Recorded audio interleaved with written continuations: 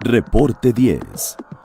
Entrevistas y comentarios con los personajes de la política, la economía, la sociedad, la cultura y el deporte que inciden en la vida de quienes habitamos en la península. Reporte 10, conducido por Lilia Arellano, Abelardo Martín y Francisco Rodríguez. Periodistas con 4 décadas de experiencia en prensa, radio y televisión nacionales. Reporte 10. Comenzamos. Buenas noches, bienvenidos a otro Reporte 10. ¿Qué tal, cómo fue su semana? Yo espero que muy buena.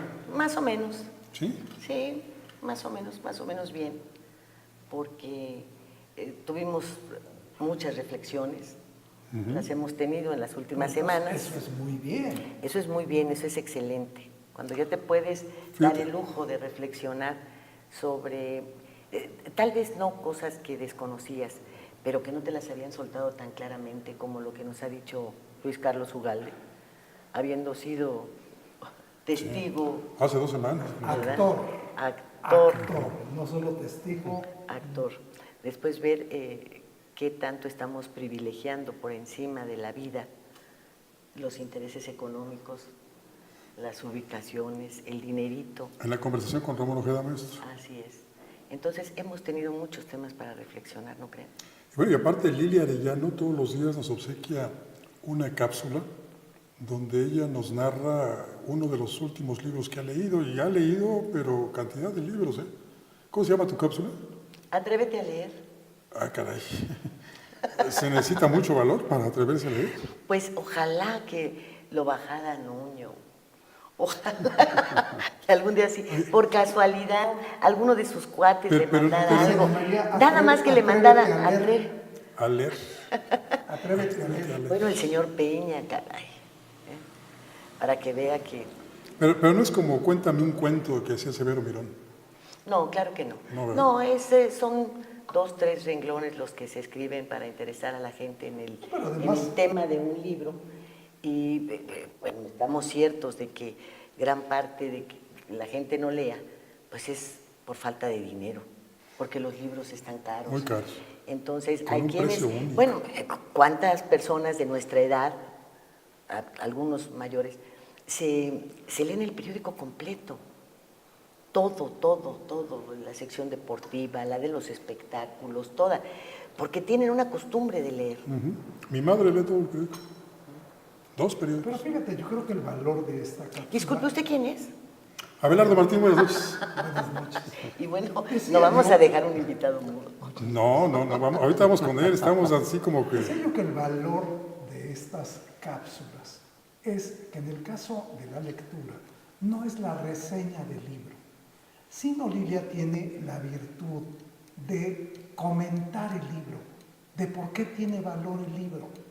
Exacto. Entonces, y eso lo vuelve atractivo. Claro. Y seguramente Héctor Rubio los ha visto las cápsulas. Así es. Héctor, así buenas es. noches. Hola, ¿qué tal? Buenas noches, muchas gracias por la invitación. Y efectivamente, yo recomiendo ampliamente las cápsulas y todo el contenido que amablemente nos están difundiendo. Muchas gracias. Héctor Rubio es miembro de una agrupación de la Asociación Acción Ciudadana contra la Pobreza. Así es. ¿Hay qué cargo tienes, Héctor? Soy coordinador de innovación e incidencia. ¿Y eso qué es? La innovación en la pobreza y la incidencia. Bueno, la incidencia entiendo. ¿En dónde incide la pobreza? Así es. Pero, ¿cómo innovamos en la pobreza? Platícanos eso. Pues mira, creo que en México nos hemos acostumbrado a convivir con la pobreza y es prácticamente un fenómeno que hemos normalizado y que asumimos como una realidad con la cual tenemos que vivir. Les quiero contar una historia con algunos datos que pueden ser muy relevantes para entender cómo entra la innovación al tratar de abordar desde nuevas perspectivas el fenómeno de la pobreza. Por favor. Hace 25 años, en 1992, México era un país que se estaba abriendo al mundo. Estaba muy en boga este concepto de la modernidad, de entrar a la modernización, y esto se aterrizó en algo que en aquel momento auguraba un futuro muy promisorio para el país, que era el Tratado de Libre Comercio. En aquel entonces, en 1992 y hacia los siguientes años, México pasaba de ser una economía con bastantes controles y muy cerrada, a una economía que se abría no solamente al comercio, sino a nuevos fenómenos y a nuevas realidades. Y un dato muy específico, en aquel año, hace 25 años, el 53% de la población vivía en una situación de pobreza. Eso representaba poco más de la mitad de los mexicanos que con una economía cerrada, con bastantes controles gubernamentales, muy centralizada, prometía cambios para cambiar esa realidad. Cuando revisamos hoy, 25 años después, las cifras de pobreza, nos vamos a encontrar con que el 53% de la población hoy vive en una situación de pobreza, con la diferencia de que hoy son 11 millones de personas más que hace 25 años. Hoy son 64 millones de personas las que viven en una situación de pobreza. Y entonces eso nos lleva a preguntarnos, ¿qué ha pasado con México? En realidad no ha pasado nada para que más de la mitad de la población siga viviendo hoy en una situación de pobreza, hoy que se está renegociando el Tratado de Libre Comercio, aquel que apenas estaba por firmar hace 25 años. Y entonces, justamente, hay muchos elementos, muchas variables que nos llevan a preguntar qué ha pasado con el país, qué hemos hecho, qué han hecho los gobiernos, qué han hecho las autoridades, qué han hecho las empresas y la iniciativa privada, qué han hecho los sindicatos, las universidades y en general como sociedad, qué hemos hecho. En el sexenio pasado, los priistas acusaban al gobierno panista de haber convertido al país en una fábrica de pobres. Hoy, los panistas con el mismo discurso señalan que el gobierno priista pues es otra vez una fábrica de pobres. ¿Por qué producimos pobres? ¿Por qué no producimos riqueza habiendo tanta en el país? Exacto, y esa es una pregunta fundamental y partir de esos diagnósticos es, si no tenemos esos diagnósticos no va a cambiar la situación. Y es justamente lo que pasa con México. México no es un país pobre, México tiene gran riqueza de recursos naturales, de cultura, incluso en términos económicos se está produciendo riqueza, se está generando riqueza. Pero entonces, ¿por qué más de la mitad de la población se encuentra sobreviviendo todos los días en el abismo de la pobreza? Yo pregunto, ¿qué es ser pobre?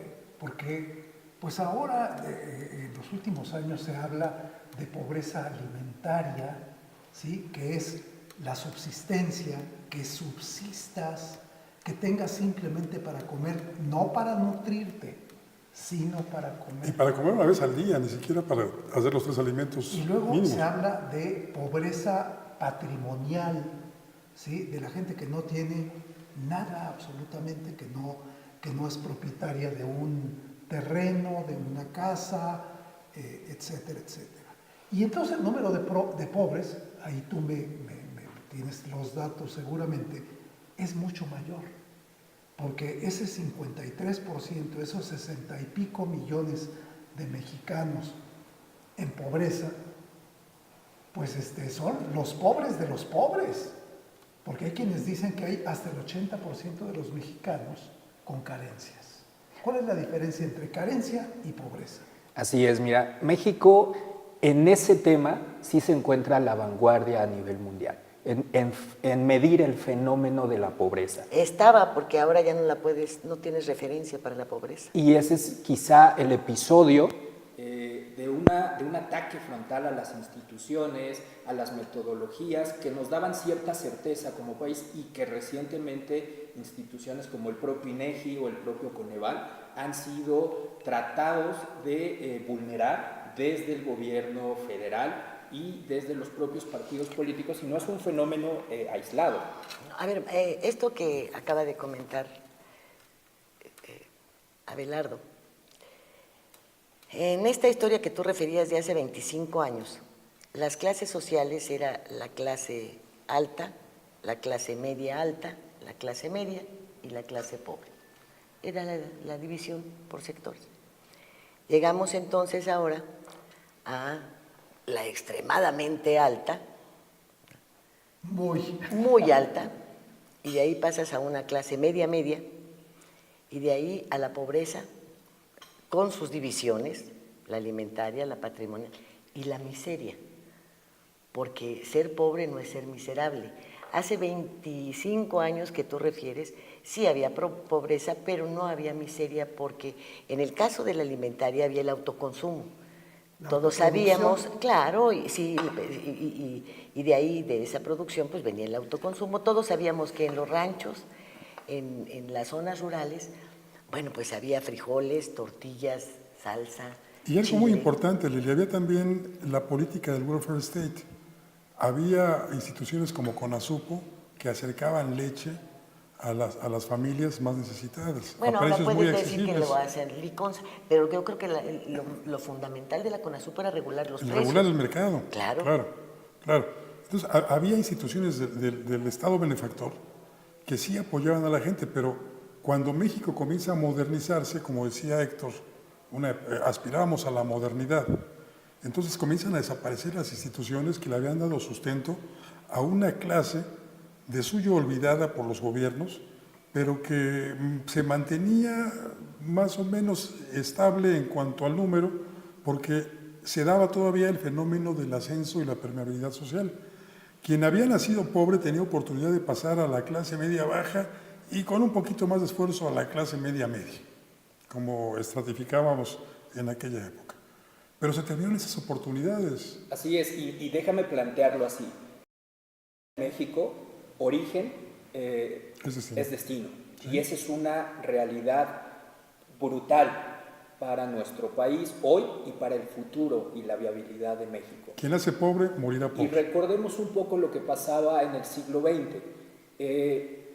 La educación sobre todo, pero también había otros componentes como salud, como vivienda, que teniendo un piso mínimo te permitían aspirar a esas oportunidades. Pero era básicamente la educación el elevador de la movilidad social.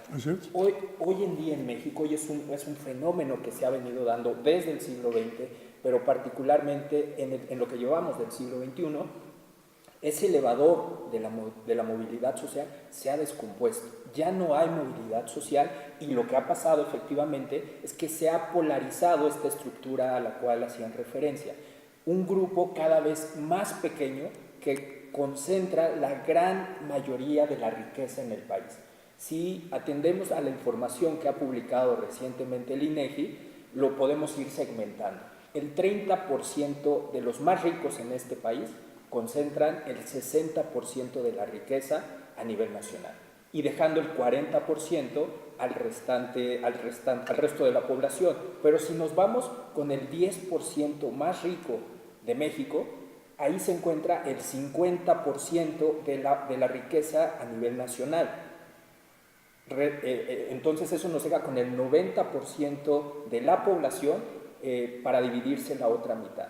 Y si todavía hacemos un zoom a ese 10% de los más ricos en México y nos vamos con el 5% de los más ricos en México, nos vamos a encontrar que concentran casi el 45% de la riqueza en todo México. Entonces, digámoslo así, en el penthouse del edificio que representa México está la gran mayoría de la riqueza que posee el país, dejando a casi el 95% de toda la población la otra mitad. Entonces es un fenómeno en realidad brutal y que cuando lo dimensionamos en esas proporciones nos habla de los correlatos que podemos encontrar, ¿no? Por ejemplo, cuando se dio la transición democrática, cuando empezó a haber cambio de partidos en los distintos gobiernos, desde el gobierno federal hasta los gobiernos estatales y municipales. A inicios de los años del 2000, teníamos en el gobierno federal aproximadamente 80 programas sociales, que normalmente entendemos los programas sociales como acciones para atender a las personas que se encuentran en una situación de pobreza. Hoy en día tenemos cerca de 300 programas a nivel federal. Entonces hay una multiplicación en estos años de acciones y de programas de desarrollo social que sin embargo no están teniendo resultado. ¿Crean riqueza esos apoyos, esos beneficios? No, estamos en el peor de los escenarios posibles. No, si crean riqueza, ¿cómo no? A todos los que les compran por mayoreo, los hacen infinitamente ricos. Imaginemos los programas como de dos tipos, ¿no? Aquellos sociales que su objetivo final tendría que ser garantizar derechos. Derecho a la educación, derecho a la salud, derecho a la vivienda. Esta multiplicación sin sentido de los programas sociales, en donde además el presupuesto en este periodo se ha triplicado, es decir, como país sí le estamos destinando dinero a los programas sociales, pero no ha habido resultados. Hay una fragmentación y una pulverización de este esfuerzo en términos presupuestarios, pero por otro lado, junto con estos programas que tendrían que garantizar derechos, hay programas que tendrían que incentivar y promover la productividad, la competitividad, el desarrollo económico, y no lo están haciendo. Entonces, en realidad, ni estamos garantizando derechos, por un lado, dejando a la población que vive en una situación de pobreza, en una situación de mayor vulnerabilidad todavía, y haciendo que se perpetúe la pobreza en las siguientes generaciones, pero tampoco estamos logrando generar un mayor nivel de crecimiento económico. Entonces, insisto, estamos en el peor de los escenarios posibles porque ni garantizamos derechos, por un lado, pero tampoco hay crecimiento económico que en esta lógica con la que empezamos a hablar de los 25 años de México, se pensaba, ¿no?, que está bien, algunas industrias van a crecer, estas son las que van a tener el mayor contacto con el mundo y después esa riqueza va a ir cayendo a los otros segmentos de la población. Curiosamente son los 25 años de la Sedesol. Exactamente. Que se acaban de celebrar. Sí, se celebraron hace poco. ¿Y qué tanto tiene que ver el salario? Es clave. Si queremos hacer frente a la pobreza, tenemos que cambiar paradigmas y tenemos que empezar a repensar el fenómeno de la pobreza, y ahí viene este componente de innovación que decíamos. Cuando hablamos de pobreza y cuando escuchamos a los políticos hablar de pobreza, escuchamos que ya pensaron en un nuevo programa social, ¿no?, que entrega útiles escolares, o que entrega leche, o que entrega una beca, y son en realidad ocurrencias, y esto explica la gran multiplicación de programas sociales. ¿300 a nivel federal? 300 a nivel federal y casi 7,000 contando estatales y municipales. ¡Ay, qué horror! 7,000 programas sociales. Casi.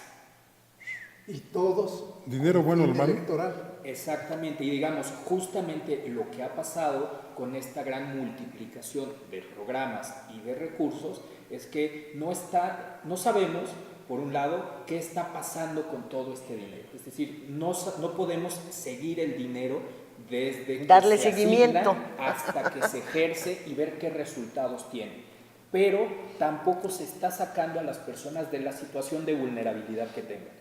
Si padecen hambre, si no tienen una vivienda digna, si les hace falta salud, el dinero no está transformando esa situación, no los está ayudando a salir de esa situación, sino que por el contrario está generando clientelas políticas, y entonces ahí viene el uso electoral de la pobreza. Y hay algo peor, Héctor, está también el asunto de la corrupción. Se ha puesto en evidencia que, por ejemplo, el Seguro Popular, algo que se viene presumiendo mucho desde las administraciones panistas y que ahora el PRI en estos últimos 5 años ha seguido, ha servido como una caja chica para los gobernadores de las entidades, y que un beneficiario de este programa, que no es un seguro propiamente porque no tiene ninguna base actuarial, llega a una de las clínicas que son de salud, de la Secretaría de Salud, que ni siquiera hay clínicas del Seguro Popular, sino son las que ya existían de la Secretaría de Salud, pide una cita, se la dan quién sabe cuándo, cuando consigue finalmente ver al médico, le extiende una receta y no hay medicamentos.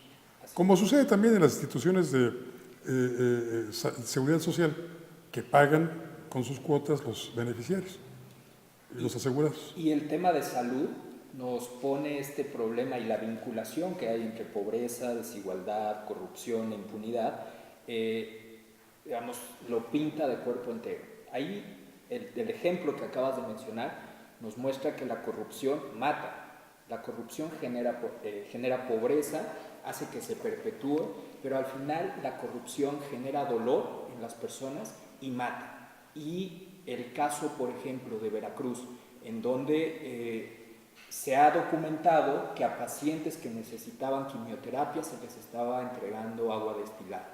O los casos en muchos estados del Seguro Popular, que hace referencia también. Y es dinero que sale de la Federación y que era imposible hasta el año pasado poder meterse a las entrañas de las secretarías de Hacienda de cada uno de los estados y ver qué pasaba con ese dinero. Y entonces, como no se podía meter la federación, eran cajas chicas de los gobiernos estatales que al final dejaban sin atención a las personas. Con todo este nuevo andamiaje del Sistema Nacional Anticorrupción, se le ha dado a la Auditoría Superior de la Federación la atribución de revisar lo que pasa en las cuentas de los estados. Y el primer hallazgo, en el primer año nada más en lo que esta modificación ha cambiado, nos permite ver, nos permite documentar con todo nivel de detalle que efectivamente los estados estaban haciendo mal uso de los recursos destinados a la salud y estaban dejando sin atención, sin consulta, sin medicamentos, sin cirugía a las personas que más lo necesitan. Pero te Pero es reporte parcial, porque la Auditoría Superior solamente puede ver los recursos federales, no puede ver el manejo estatal porque ese es autónomo. Ese lo aprueba cada una de las legislaturas de las entidades. Sí, pero el problema es ahí venía otro refilón muy fuerte. ¿Recuerdas este programa del IMSS Coplamar para llegar a las zonas rurales, a dar atención gratuita a quienes no eran derechohabientes? Eran programas exitosos, realmente llegaba la salud a muchos rincones del país. Pero no era negocio, no era negocio. Si no es negocio. Si no es negocio para los políticos, no funciona. Eso sí. Vamos a una pausa, nosotros también tenemos negocio y son estos comerciales. En un momento regresamos a Reporte 10.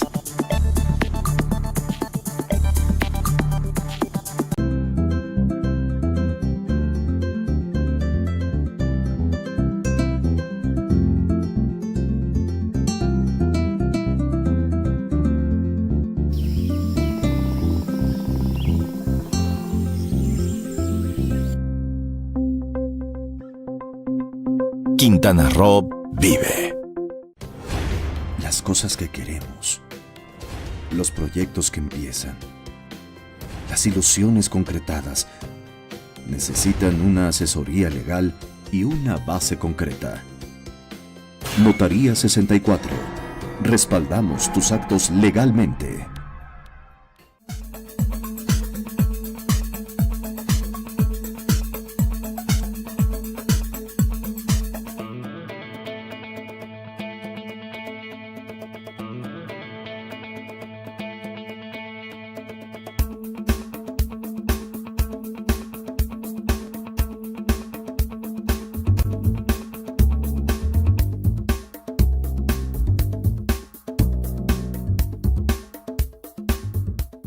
Gracias a los esfuerzos del gobierno de Isla Mujeres, Administración 2016-2018, Playa Centro en Isla Mujeres cuenta con el distintivo Blue Flag. Dicho certificado es entregado por la Fundación Europea de Educación Ambiental a las playas y marinas que cumplen criterios establecidos de calidad, seguridad, educación e información ambiental.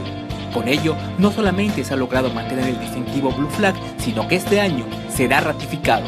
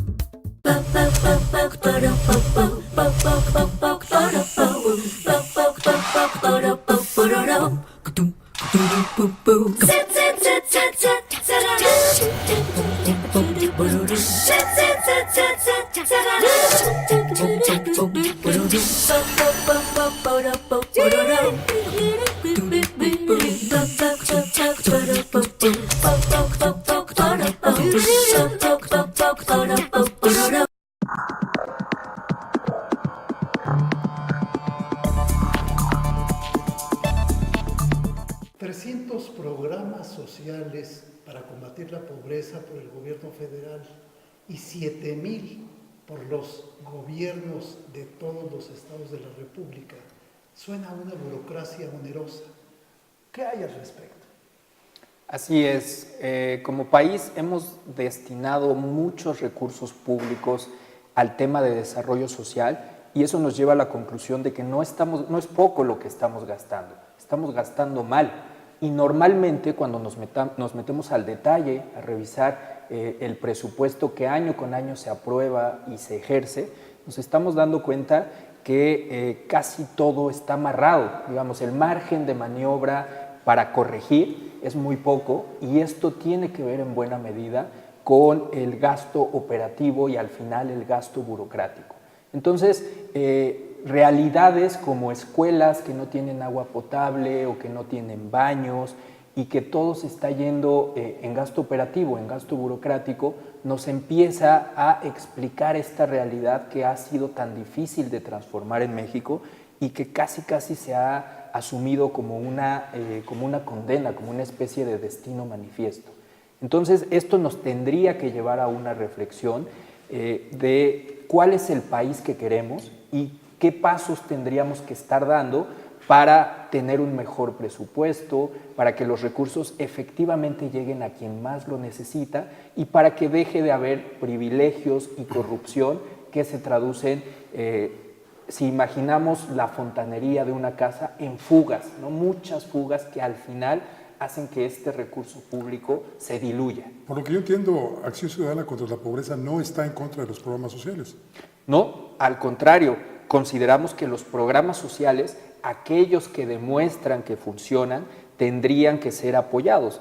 El problema es que la evidencia con la que contamos actualmente nos habla que la gran mayoría de programas están mal diseñados, tienen un mal desempeño o no están en condiciones de resolver los problemas para los cuales fueron creados. Son tarjetas rosas. Tarjetas rosas que al final de cuentas son un ejemplo claro de cómo se está lucrando con la pobreza. Hay una situación que tú explicas muy bien con respecto a destinar todos estos recursos. Son renglones que te exigen los señores que prestan el dinero. El Banco Mundial lo exigió en su momento. Que manejan el dinero, ¿verdad? Exacto. Y que te exigen que combatas la pobreza y que apliques determinados presupuestos para ello. Sí, efectivamente, cuando México pretendía, lo señalaba Héctor hace un momento, entrar a la modernidad, y cuando tenía necesidad de acudir a los centros de financiamiento mundial, como el Fondo Monetario o el Banco Mundial, y concretamente el Banco Mundial, puso como condición que el promedio de ingreso fuese mínimo, como piso, de $2 por habitante. Y ahí comenzaron con Carlos Salinas, en aquel famoso programa Solidaridad, esta entrega de apoyos que sumados equivalían a los $2 diarios que ganaría cada uno de los individuos que era el sustento de su familia. Y de ahí se fue pervirtiendo. Pero hubo programas exitosos en su momento que resultaron muy criticados. En la capital de la República, me acuerdo, el señor Andrés Manuel López Obrador, como jefe de gobierno, comienza a dar un apoyo a personas como nosotros, los de la tercera edad. Adultos mayores. Bueno, de la tercera, cuarta y quinta edad. Adultos mayores. Y es sumamente criticado, pero prácticamente a los 10 minutos el gobierno federal y los gobiernos estatales comienzan a imitarlo. ¿Tú cómo calificarías el primer intento, el de López Obrador, y cómo los segundos, los que fueron copias, que dicen segundas partes, nunca fueron buenas? Mira, el origen de la pobreza tiene una base material, una explicación material.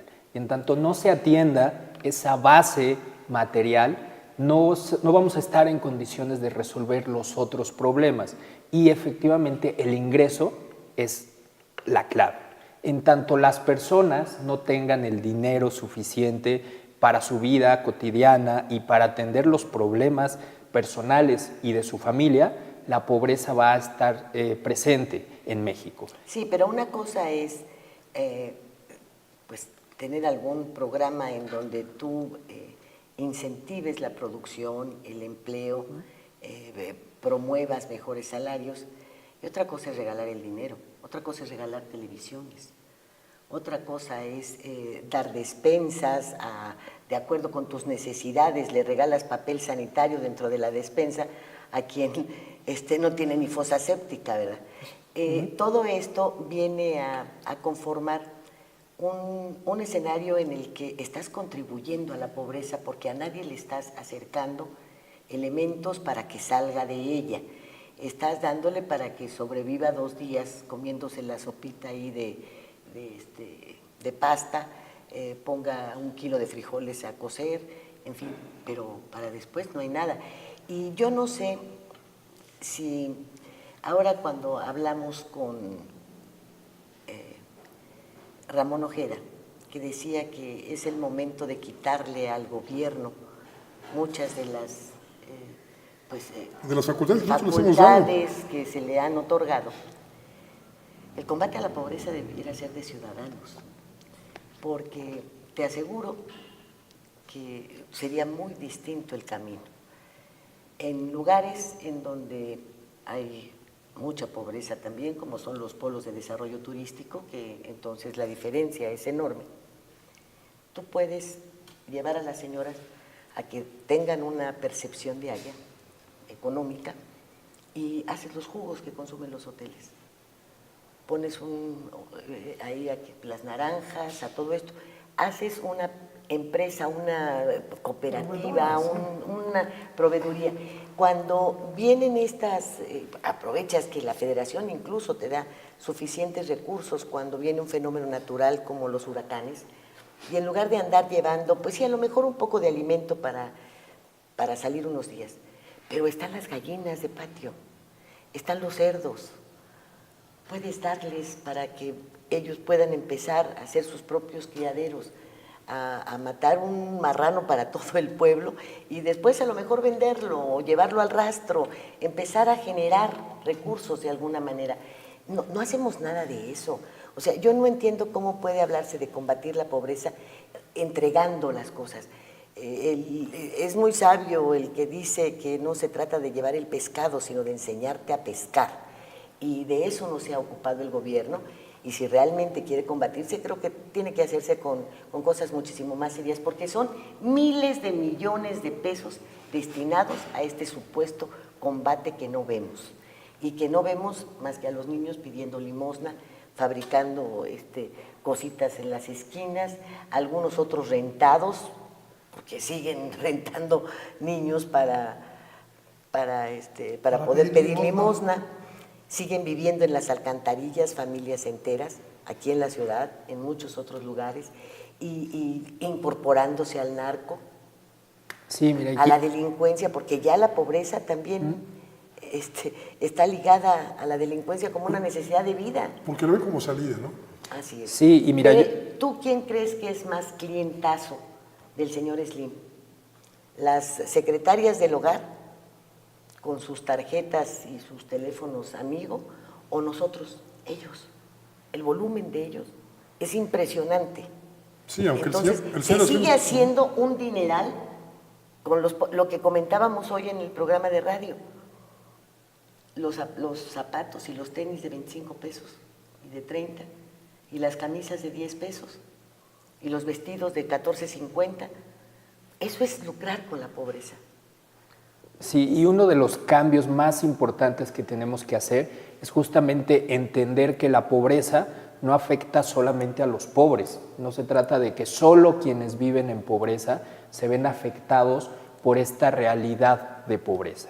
La pobreza ha sido el caldo de cultivo de la violencia, de la violación a los derechos humanos, del crimen organizado, pero la pobreza también es un freno de mano para el crecimiento de la economía. Y la pobreza también ha estado como marco de la contienda electoral. Al final. A eso iba precisamente. ¿Cuánto se gasta? ¿Cuánto de los programas sociales se destinan a cuestiones electorales? Pues todos. No creo que todos, porque por ejemplo, hace unos meses tuvimos elecciones en 3 entidades, Estado de México, Coahuila, Nayarit. Pero no todos los estados hubo en ese momento uso de los programas sociales, ¿o sí? Así es, mira, y lo que pasó en el Estado de México llama poderosamente la atención porque quizá no se explica el triunfo, el resultado final de otra manera si no incorporamos en la ecuación el dinero, el recurso, los recursos públicos de los programas sociales. Cuando nos metemos a revisar qué es lo que ha pasado con el presupuesto anual es decir, de 2017, que se había aprobado para los programas sociales, nos damos cuenta que casi el 100% de todos los programas se ejerció antes de que fueran las elecciones. ¿Y cuántos programas sociales hay en el Estado de México? Mira, ese es otro dato importante, porque sabemos los programas federales que llegan al Estado de México, pero no sabemos a ciencia cierta cuántos programas estatales hay, cuántos de ellos tienen reglas de operación, cuál es la mecánica con la cual operan los programas sociales. Entonces, la cifra puede variar. Yo te diría que hay cerca de 200 programas sociales en el Estado de México, pero no todos ellos tienen reglas de operación, no todos ellos tienen información pública disponible. Y entonces, cuando entendemos esto, nos podemos dar cuenta que la operación y el ejercicio de estos programas es susceptible de coerción para los beneficiarios de esos programas sociales. Y de lucro, ¿no? Abierto lucro, porque si tú tienes el presupuesto para todo el año y lo entregaste en los primeros 5, máximo 6 meses, pues hay un lucro con el programa, ¿no? Hay una intención. Lucro político. Pues que el INE, el Instituto Nacional de las Elecciones, no se dio cuenta, ¿no? O sea, hay una complicidad ahí. Pero ¿cómo se van a dar cuenta si no ganaban los 6,700 millones de pesos que les acaban de aprobar? Ganaban menos. Entonces no les da para los anteojotes. Era para los anteojos, claro. Necesitaba una lupa ahí.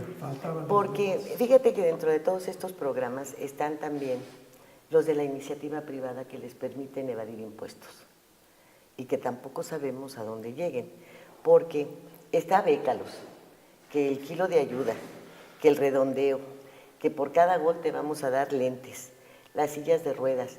Si hacemos un conteo, somos un país de ciegos, paralíticos, enfermos, y todo esto es combate, ayuda, y yo quisiera ver, pues no sé, un grupo de jóvenes becados numeroso. ¿Dónde? Regalan laptop, ¿no? Computadoras. No, el gran fraude fue el redondeo, ¿no? El redondeo de los supermercados. ¿Dónde? ¿No? ¿Dónde? Bueno, y Acción Ciudadana frente a la pobreza, ¿cómo puede ayudar a modificar esta terrible realidad? Porque el hecho de que ya haya un destino manifiesto, como tú lo mencionas, de que el pobre seguirá siendo pobre. Ellos quieren hablar de una discriminación. Es terrible, es decir, es peor un que es racismo. ¿Es racismo? No, peor. Una discriminación brutal y una realidad que insisto, prácticamente perversa y que nos condena, ¿no? Y entonces la pregunta es, ¿qué podríamos hacer? ¿Qué podríamos cambiar para darle una oportunidad a todas estas personas? Y pongo algunos ejemplos muy concretos, muy puntuales. A todos estos mexicanos, a todos estos hermanos nuestros. Así es. No son personas, ya cuando empieza uno a ponerle nombre. Y rostro, así es, porque hoy la pobreza en México tiene rostro de mujer, Pues de joven, metro, de indígenas. Si eres así, si tienes una de estas condiciones, muy difícilmente saldrás de ella durante tu vida. ¿Mujer? Y lo más joven, indígena. ¿Y ancianos? Y se van acumulando. El problema es que cada vez va a haber más grupos de población que estén en esa situación. Entonces, algunos ejemplos muy, muy concretos que pueden representar esta diferencia. Uno de ellos, esta base material a la cual hacía referencia hace un segmento, por ejemplo, el tema del salario mínimo. Ahorita en la mesa de renegociación del Tratado de Libre Comercio, un tema que se está poniendo ahí es el del salario mínimo. Y es brutal la diferencia que hay entre nuestros socios comerciales. En Estados Unidos, el salario mínimo que puede llegar a ganar un trabajador en algunas ciudades es de $15 por hora. En México, el salario mínimo que recibe un trabajador por una jornada completa es de 80 pesos al día. Y entonces... Son $4. Que es mucho menos. Menos de $4. Así es, son centavos. Entonces... No, $15 es casi lo que gana un buen porcentaje de la población en un mes. Lo que en Estados Unidos es una hora, aquí casi es un mes. porque son Así es. 2,000, casi 3,000 pesos para no Por hacer eso, pero muchas bolas. yo estoy de acuerdo con eso, pero también la diferencia entre $1 y $1 también es abismal. Sí, Si pues tomas son en cuenta la 17, paridad, 18. claro. El pero argumento- déjame decirte, también la carga fiscal para los empresarios, para el sector productivo, para el que paga el salario, es muy diferente. Si allá te exentan impuestos, te dan apoyo para que generes empleo, aquí se encargan no solamente de obstaculizarte para que abras cualquier negocio, Así es. sino que además son unas cargas fiscales tan brutales, pero tan brutales, que cada vez que se toca este tema del salario, yo no sé si afligirme o darme risa. Tú dile a un empresario que vas a igualar los salarios o a la mitad o a la cuarta parte y se le va a parar el pelo. Y tiene razón, porque tiene que pagar un seguro social que donde se atrase, te lo embarga y si se le juntó con el Infonavit, llegan por él como si fuera narcotraficante, encapuchados, ¿no? Te cierran. Tienes los impuestos, el impuesto ahora que quitaron del no sé qué productivo, bueno, estás... Y el Así IVA. es. Y por eso la ruta es progresiva, no es un cambio de un día para otro, de un año para otro. Coneval lo que nos está diciendo es que el salario mínimo en México tendría que ser de 270 pesos. Entonces, no se trata cambiar de 80 a 270. Pero al día siguiente, los jitomates te van a costar 100 veces más. El transporte te va a subir al doble y vas a vivir exactamente en la misma condición. Así es, y mira, ahí en el tema del gasolinazo y en general el tema de la inflación, golpeó a los mexicanos, golpeó el bolsillo de las personas porque hubo un incremento de los precios. Y quienes se oponen al aumento del salario mínimo es el primer argumento que sacan. Va a subir los precios y va a generar inflación, y entonces al final todas estas personas que ganan el salario mínimo, pero al final el salario mínimo está jalando a la baja al resto de los salarios de la economía mexicana en general. El Banco de México identificó dos factores que fueron los que explican la inflación. Por un lado, esta variación peso-dólar, y por otro lado, el incremento de las gasolinas y de la energía eléctrica. Y no mencionó en ningún momento al salario mínimo, por el contrario, dijo que el salario mínimo había servido para todas estas personas que lo recibían para, digamos, amortiguar el impacto de la inflación. Y entonces ya son muchas instancias oficiales que nos están dando las pistas de hacia dónde tendríamos que avanzar. Es INEGI, es Coneval, es el Banco de México, son empresarios, ¿no? Estas cámaras y grupos empresariales, y son también los sindicatos. Y si revisamos las declaraciones del secretario del Trabajo y de la propia CONASAMI, todos apuntan a que es necesario garantizar esa base material mínima que sirva para impulsar al grueso de la población que vive en esta situación de mayor vulnerabilidad. Eso no resuelve el problema, pero es un primer paso que está en facultad del gobierno federal determinar esa ruta para iniciar la recuperación gradual del salario mínimo. Y otro ejemplo muy puntual que todos aquí seguramente conocemos, el de las trabajadoras del hogar. Las trabajadoras del hogar es una población que representa en México casi a la población de estados completos como puede ser el de Tabasco. Y sin embargo son personas que trabajan sin un contrato, que pueden trabajar más de las horas legalmente establecidas en la Constitución y que puede representar una nueva esclavitud. Entonces, ¿cómo podemos ayudar no solamente a las trabajadoras del hogar, sino a sus familias completas? Lo único que ellas están pidiendo es ser incorporadas a la economía formal. Esto se resuelve con que el gobierno federal firme el convenio 189 de la Organización Internacional del Trabajo. Ese cambio, que insisto, es muy puntual y que depende de una decisión gubernamental, representa un cambio significativo para estas personas. ¿Cultural? No, mira, te voy a decir, No, sé, lo digo el hecho de, con volvemos a sarcasmo. lo mismo, de no estar ciertos de cuáles son las condiciones de desarrollo y de empleo de tu país, te hace las ocurrencias. Puedo decirte que en muchas de las colonias del Distrito Federal en zonas como Cancún, como Los Cabos, las secretarias del hogar ganan 6,000 pesos mensuales, 1,500 pesos a la semana. Entonces, ¿les damos salario mínimo de 200 pesos? Es reducirles el salario a la mitad. No, efectivamente, Bueno, y hay grupos de población que necesitan una atención diferenciada. Precisamente, bueno, entonces no se puede generalizar ni volver a establecer normas que en lugar de generar mejores condiciones de vida empobrecen a las personas que dicen defender, porque como hay unos lidercitos, unas lidercillas ahí que se la pasan aprovechándose del resto de las trabajadoras del hogar, diciéndole, oye, es que tienes muchos derechos, oye, es que trabajas todo el día, oye, es que sí, forman parte de la familia. Y no es un argumento más, es cierto, se levantan contigo, duermen en tu casa, te hacen la comida, que además, si se enojan contigo, pues corres el riesgo de que le echen un escupitajo a la sopa y ni cuenta te vas a dar, ¿verdad? Entonces, se establece una relación de confianza. Yo tampoco dudo que hay situaciones de abuso, pero la mayoría de las mujeres que emplean a un servicio es porque salen a trabajar. Les dejas a tus hijos, les dejas tu casa. Así es. Entonces, bueno, no se pongan a pedir esto porque realmente las van a perjudicar. En la medida en la que sea eso, bueno, entonces yo le voy a decir, me presentas tu preparatoria, ¿verdad? Porque si no, no puedes trabajar. Debes tener preparatoria. ¿Y qué vas a hacer con todas las que vienen del rancho? Pongo otro ejemplo que está condenando a México a una situación... Si nos permites, Héctor, vamos con el ejemplo inmediatamente después de este muy, muy pequeño corte. Enseguida volvemos. En un momento regresamos a Reporte 10.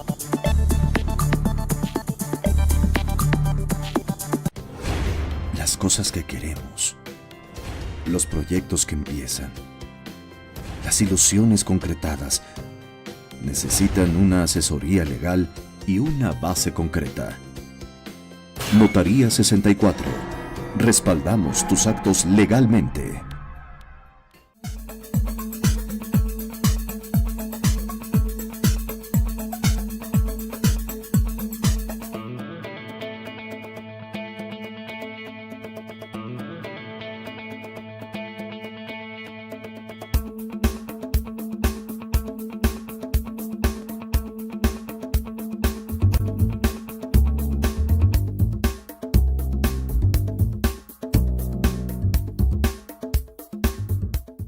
Gracias a los esfuerzos del gobierno de Isla Mujeres, Administración 2016-2018, Playa Centro en Isla Mujeres cuenta con el distintivo Blue Flag. Dicho certificado es entregado por la Fundación Europea de Educación Ambiental a las playas y marinas que cumplen criterios establecidos de calidad, seguridad, educación e información ambiental. Con ello, no solamente se ha logrado mantener el distintivo Blue Flag, sino que este año será ratificado.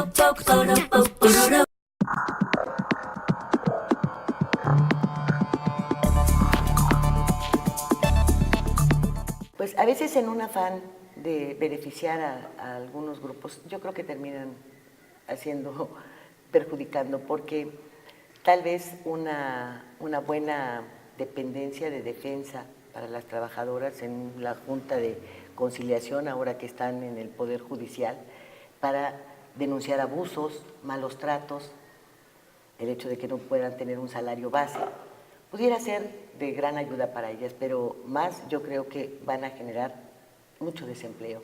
Y el alza de los salarios, pues sí, yo me pregunto si no sería mejor tener una ama de casa de secretaria de Hacienda, porque con muy poco dinero hacen rendir, ¿verdad? Y dar el sustento diario y los uniformes y las escuelas y tantas cosas. Y estos señores con carretadas de dinero no pueden ni siquiera aliviar el mínimo de bienestar de millones de mexicanos. Entonces, yo no sé si lo que también deba cuidarse es el poder adquisitivo. De ese no se habla. Y esa es la base para que el salario te rinda. De otra manera, no es un argumento para impedir que los salarios crezcan, el decir que te van a aumentar. No, es algo que vivimos. No ha bajado ni la cebolla, ni el jitomate, ni los limones en la última semana. Y fueron factores de inflación el mes pasado. ¿Y el aguacate? Y siguen exactamente igual. Y son esenciales para una salsa, para embarrarle a una tortilla una salsa de jitomate. No se puede, no te puedes hacer un taco de aguacate porque ya es de lujo. Entonces, si no se cuida el poder adquisitivo, no hay salario que alcance. Oye, Héctor, y a mí lo que me parece que también es una especie de esquizofrenia es que el gobierno federal y los gobiernos estatales tengan estos 7.300 programas sociales, pero al mismo tiempo las carteras que se dedican a la cuestión social, como son educación, salud, vivienda, año con año sufran recortes presupuestales y que además te los adelantan. El señor Meade, desde el mes de junio, nos viene diciendo que para el 2018 habrá un nuevo recorte y adivinen qué, pues precisamente en salud, en educación, en vivienda, en todos los que deberían dar satisfactores sociales. Bajan los presupuestos de las dependencias, pero crecen al mismo tiempo los de los programas sociales. ¿Cómo está eso? Sí, mira, y creo que esto problematiza mucho. Sube la luz, sube la gasolina, suben todos los productos que usamos y que todas las familias usan día a día y nos dicen, hay que apretarse el cinturón, ¿no? Pero normalmente se aprieta el cinturón el gasto social y nos tenemos que apretar el cinturón nosotros, pero vemos sueldos de altos funcionarios, vemos presupuestos que Coches son cajas nuevos, chicas. Teléfonos nuevos, computadoras nuevas. Exacto, y entonces... Viejas nuevas. Avionzotes. Esto nos lleva a preguntarnos otra vez, ¿cuál es el país que queremos y cómo llegamos ahí? Y yo te diría, desde Acción Ciudadana frente a la pobreza, la propuesta que estamos haciendo es que el país que queremos es un país que dé igualdad de oportunidades para todos durante todo el ciclo de vida, es decir, desde que naces, desde que estás en la gestación y las madres que están embarazadas, hasta que llegas a la tumba, que durante todo ese ciclo de vida las personas tengan las mismas oportunidades para construirse, y no para recibir, sino para construirse una vida mejor, sin privilegios y sin corrupción. Y consideramos que si atendemos estas tres dimensiones, igualdad de oportunidades, y atacamos los privilegios y la corrupción, vamos a estar en condiciones de ir identificando esas prioridades, esas políticas, esos presupuestos que nos permitan ir garantizando no solamente oportunidades, ir garantizando derechos e ir permitiendo que las personas sean quienes se construyan esta mejor vida. Y el tema de las pensiones, porque hablamos de la tercera edad, hablamos de adultos mayores, etcétera, pero vemos que las pensiones, quienes han conseguido formar una Afore, que han tenido el tiempo suficiente para ahorrar, pues reciben pensiones que son para condenarlos ya no a la subsistencia, sino a la muerte temprana. Si tenían una expectativa de vida de 79, 80 años, con las pensiones que recibe mucha gente que trabajó toda su vida, pues su expectativa de vida se reduce. Así es, son una bomba de tiempo. El tema de las pensiones es una bomba de tiempo que le va a ir imponiendo a las finanzas públicas, nos va a tener que obligar a repensar el modelo y los mecanismos para alimentar las pensiones, para que todas estas personas que ya han trabajado durante su vida lo reciban. Y si pensamos en el cambio demográfico que se nos viene, es decir, ahorita tenemos todavía un bono demográfico, seguimos siendo un país joven, pero conforme la pirámide se vaya invirtiendo, va a haber más personas que van a estar en una edad mayor y menos personas en una edad productiva. Y si agregamos, por ejemplo, que la mitad o más de la mitad de la población se encuentra en la economía informal, no está contribuyendo a ese fondo que garantiza una vida digna en etapas adultas. Y ellos mismos no van a tener los recursos para contar con eso cuando llegue el momento. La propia precariedad de los salarios, ¿no?, provoca que no tengas el dinero suficiente para ahorrar cuando llegas a retirarte. Exacto, y veámoslo así, si sufrimos para llegar a la quincena, para llegar al fin de quincena, y estamos contando los pesos y los centavos para que los hijos coman, vayan a la escuela, tengan ropa, tengan techo, tengan una cama, ¿qué es lo que nos está quedando para el ahorro? ¿Qué es lo que nos está quedando para la inversión? Y entonces son pocas cosas, pero muy importantes, que se van acumulando, que se van montando y que condenan a las personas a vivir en esta situación. Qué curioso que siempre que hablamos de pensiones pensamos en la carga y en la bomba de tiempo y no pensamos en las pensiones de los expresidentes, de los exministros de la Corte, de los magistrados de los institutos electorales y toda esta burocracia dorada que pues recibe pensiones pues muy jugosas. Sí, que no se las acaban de viejitos, que no que la no tiene pueden Obama. comer carne. Que no lo tiene mi mamá. Y resulta ofensivo en realidad decir que no hay dinero, por ejemplo, que no hay dinero para la salud, que no hay dinero para la educación, que no hay dinero para el campo, que no hay dinero para muchos temas tan relevantes cuando tenemos este tipo de despilfarro. Y entonces, otra vez, el problema se convierte y adquiere una magnitud tal que nos obliga a revisar todas las carteras, todos los programas, todos los presupuestos para alinearlos en una lógica que le dé una oportunidad y que le dé futuro, un mejor futuro al país y a todas y cada una de las personas, porque hoy parece ser que están alineados para el beneficio propio o que hay un manto de opacidad o de discrecionalidad que los tiene como cajas chicas que benefician a unos pocos. Entonces, por eso nosotros lo que buscamos y la convocatoria que estamos haciendo a academia, a medios de comunicación, pero también a autoridades, actores políticos, es que pensemos y repensemos el país que queremos. Creo que a todos nos conviene un país que dé igualdad de oportunidades para todos y que ataque y que acabe con los privilegios, este tipo de privilegios que pone sobre la mesa y con la corrupción que está beneficiando a unos pocos, pero que tiene un impacto brutal para la gran mayoría de las personas que vivimos en este país. Y los abusos, porque así como dices, no nos ponemos a pensar en todas estas multimillonarias pensiones, tampoco nos ponemos a analizar que tendrían que bien invertir todos las aportaciones que se hacen a través de las Afores y no tener ese dinero dormido y encima, o disque dormido, ¿verdad? Y encima cobrarte una comisión. No, especulando en la bolsa. O especulando en la bolsa. No hacen nada con ese dinero que tendría que producir y producir.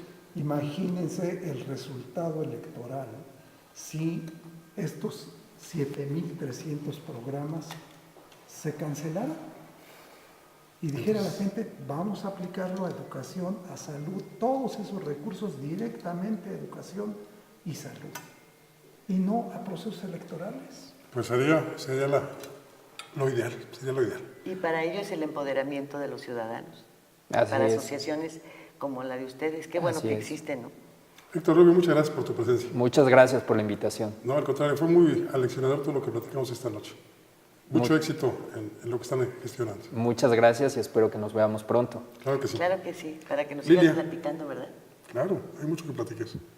Lilia Arellano, gracias, buenas noches. Buenas noches, ¿a quién le toca? Hoy me toca a mí la cena. ¿Sí? ¿Sí? Bueno, Unos pero hazla tamales, tú. unos tamales. Abelardo Martín. Y unas tortas. No, el No. atole, tamales y atole. Oye, y el tema de la pobreza da para mucho. Sí, claro que sí. Vamos Bueno, a entonces, cenar. para ir con el tema, unas guajolotas. ¿Qué te parece? Me encanta la idea. Por si no sabe usted qué son las guajolotas, es abrir un bolillo y meterle el tamal. Con un poquito de crema. Tantita. Lo esperamos la próxima semana en otro Reporte 10. Le agradezco mucho que haya estado con nosotros y le deseo como siempre que haya buenas gracias y muchas noches. Ahora tiene usted a la mano más herramientas informativas para que emita su propia opinión. Comuníquese con nosotros. Aporte sus comentarios y sugerencias a los correos y redes sociales que aparecen en su pantalla. Mientras, le invitamos a sintonizar Reporte 10 la próxima semana, a la misma hora, por esta señal que siempre va contigo.